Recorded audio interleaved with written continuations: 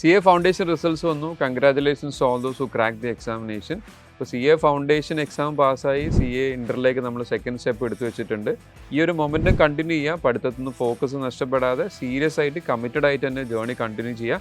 All the very best. എക്സാംസിൻ്റെ results വന്ന സമയത്ത് നമ്മൾ വിചാരിച്ച പോലെ പെർഫോം ചെയ്യാൻ പറ്റാത്തവർ ഡിസപ്പോയിൻറ്റഡ് ആവരുത്.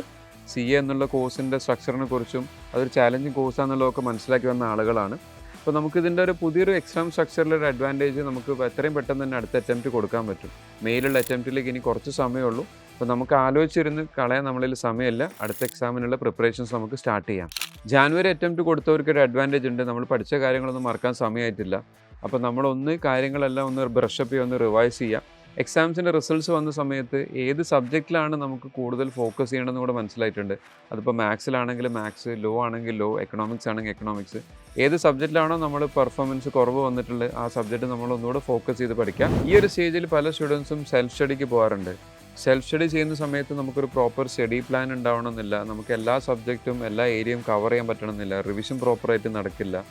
നമുക്ക് എക്സാംസോ ഇവാലുവേഷനോ പ്രോപ്പറായിട്ട് നടക്കില്ല. ഫാക്കൽറ്റി ഭാഗത്ത് നിന്ന് സപ്പോർട്ട് കിട്ടില്ല. പിന്നെ നമ്മൾ സ്വന്തമായിട്ട് ഇരിക്കുന്ന സമയത്ത് ഒരു പ്രോപ്പർ സ്റ്റഡി എൻവയൺമെൻറ്റ് ഇല്ലെങ്കിൽ നമ്മളെ ഒരുപാട് ഡിസ്ട്രാക്ഷൻസ് നമ്മളെ പഠനത്തിന് ബാധിക്കും. ഈ ഫാക്ടേഴ്സ് എല്ലാം കൂടെ നമ്മൾ നെക്സ്റ്റ് അറ്റംപ്റ്റിലെ പെർഫോമൻസിനെ സീരിയസ് ആയിട്ട് എഫക്റ്റ് ചെയ്യും. You need a proper study environment and proper support. This is where CA foundation workout batch becomes relevant. CA foundation workout ബാച്ചിലേക്ക് വരുന്ന സമയത്ത് നമുക്ക് 4 സബ്ജക്ട്സും പ്രോപ്പറായിട്ട് കവർ ചെയ്യാൻ പറ്റുന്ന രീതിയിൽ നമുക്കുള്ള ഒരു പ്രോപ്പർ സ്റ്റഡി പ്ലാൻ ഉണ്ടാവും.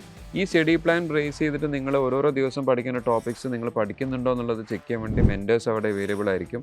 നിങ്ങൾക്ക് ഓരോരോ സെക്ഷൻ കംപ്ലീറ്റ് ചെയ്യുമ്പോൾ അതിൻ്റെ ബേസ് ചെയ്തിട്ടുള്ള എക്സാംസ് ഉണ്ടാവും. അത് നിങ്ങൾക്ക് ഏതെങ്കിലും ഒരു ഏരിയയിൽ ഡീറ്റെയിൽ ആയിട്ട് ക്ലാസ് കാണുന്നുണ്ടെങ്കിൽ CA റെഗുലർ ബാച്ചസിൻ്റെ റെക്കോർഡഡ് വീഡിയോസ് നിങ്ങൾക്ക് ഉണ്ടാവും. ഏതെങ്കിലും സ്പെഷ്യൽ ഏരിയാസിൽ നിങ്ങൾക്ക് ഏതെങ്കിലും കോൺസെപ്ഷൻ ക്ലാരിറ്റി കുറവുണ്ടെന്നുണ്ടെങ്കിൽ നിങ്ങൾക്ക് ഫാക്കൽറ്റി ആയിട്ട് ഇൻട്രാക്ട് ചെയ്തിട്ട് നിങ്ങളുടെ ഡൗട്ട്സ് ക്ലിയർ ആവുന്നതാണ്. പീരിയോഡിക് ആയിട്ട് നടക്കുന്ന എക്സാംസ് ഉണ്ടാവും. അതിൻ്റെ ബേസ് ചെയ്തിട്ട് ഇവാലുവേഷൻസ് അവൈലബിൾ ആവും. And towards end of the course നമുക്ക് മോക്ക് എക്സാംസ് പ്രൊവൈഡ് ചെയ്യും. എബോവ് ഓൾ ദിസ് ഡിസ്ട്രാക്ഷൻസ് ഒന്നും ഇല്ലാതെ തന്നെ നമുക്ക് നല്ല രീതിയിൽ ഇരുന്ന് പഠിക്കാൻ പറ്റുന്ന ഒരു പ്രോപ്പർ സ്റ്റഡി എൻവയൺമെൻ്റ് ആണ് സൈലം ക്യാമ്പസുകൾ നിങ്ങൾക്ക് പ്രൊവൈഡ് ചെയ്യുന്നത്. ഇനിയും റിസൾട്ടിനെ കുറിച്ച് ആലോചിച്ച് നമ്മൾ സമയം കളയരുത്. Let's restart. Will crack it this time.